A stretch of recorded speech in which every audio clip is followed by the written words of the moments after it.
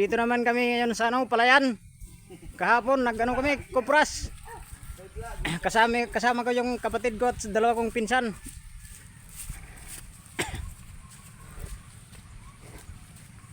Mayroon na daw nauna sa amin na nagsasabak. 6 daw.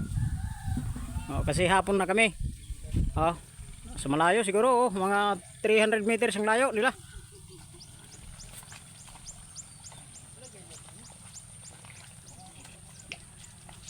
Oh, nasa unahan yung kapatid ko at dalawa kong pinsan. Barangay Buntay, Dagami Leyte. So yung guys, ano, masyadong malabok yung daan dito sa Palayan. Tumatawa yung may-ari, si Rika. O, tingnan nyo guys yung video. Yung kapatid ko nasa unahan.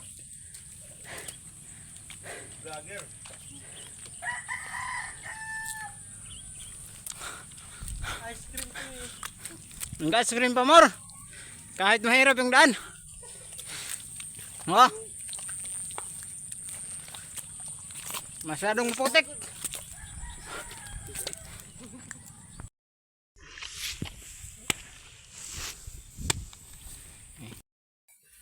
So yun, tatapos na kami pag ano, hakot ng palay.